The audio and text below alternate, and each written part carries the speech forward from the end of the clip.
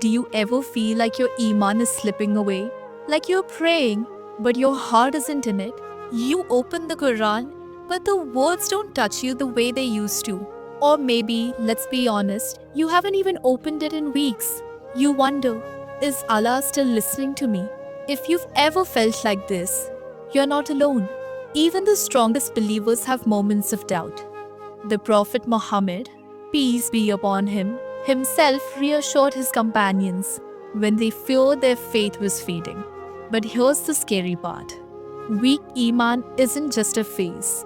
If left unchecked, it can completely disconnect us from Allah. And that's a dangerous place to be. But here's the good news. No matter how far you feel, there's always a way back. And in this video, I'm going to show you how. And no, it doesn't involve climbing a mountain in the Himalayas to find inner peace. Although, if you really want to, I won't stop you. But first, let's understand why Iman weakens in the first place. Because you can't fix a problem unless you know what's causing it. Imagine this. You're walking through a thick fog. You can barely see what's ahead. And every step feels uncertain. That's what life feels like. When your Iman is weak, you're lost in the fog, making decisions without clarity, feeling distant from Allah, and unsure of your purpose. So, where does this fog come from? Three major sources. First, sin. Every sin, no matter how small, creates a barrier between you and Allah. And the scary part, the more you sin without seeking forgiveness, the less guilty you feel. Until one day, you don't feel guilty at all. That's when the heart begins to harden. Second, neglecting Salah. If your 5 daily prayers feel like a chore, or worse, if you've stopped praying altogether, this is your biggest red flag. Salah isn't just a ritual, it's your lifeline. Without it, your connection to Allah weakens, and then you start searching for peace in all the wrong places. Third, toxic environments. Let's be real. If your social circle pulls you away from Allah instead of towards Him, it's only a matter of time before your Iman takes a hit. The Prophet, peace be upon him, warned us. A person is upon the religion of his close friend. So, how do we escape the fog? How do we reignite the light of Iman in our hearts? Let's talk about that. Strengthening your Iman isn't about making massive changes overnight. It's about taking consistent, intentional steps.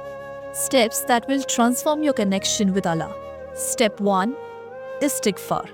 Think of it as a reset button. No matter what you've done, no matter how many mistakes you've made, Allah's mercy is always greater. The Prophet, peace be upon him, said, "He who repents from sin is like one who has not sinned at all." So ask yourself, when was the last time you truly felt your repentance? Not just saying astaghfirullah out of habit, but genuinely turning to Allah with regret and hope. The moment you sincerely seek forgiveness, you start fresh. What if I told you that simply saying astaghfirullah 100 times a day could completely change your life? Would you start today? Step 2. Salah. Listen, no excuses. Salah is the key to everything.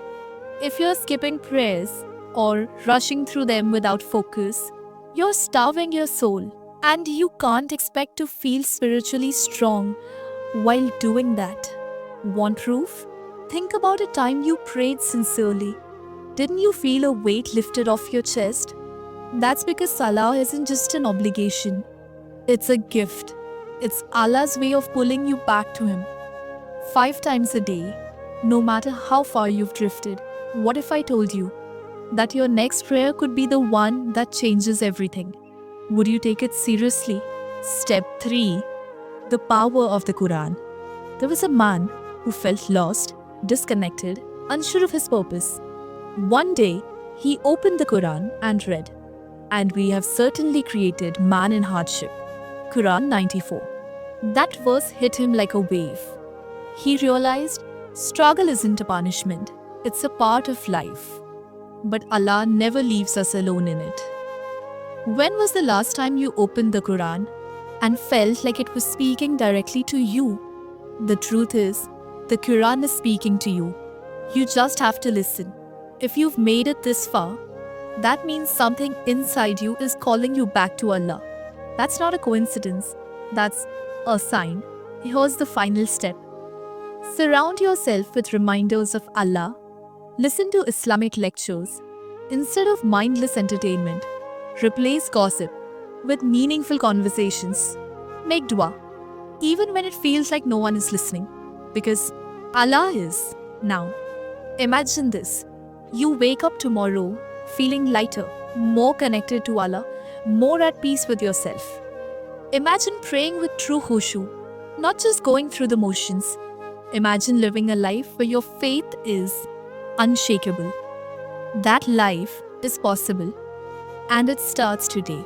Comment below. What's the one step you'll take today to strengthen your iman? Like and subscribe for more life-changing Islamic motivation. And remember, Allah never abandons those who seek Him.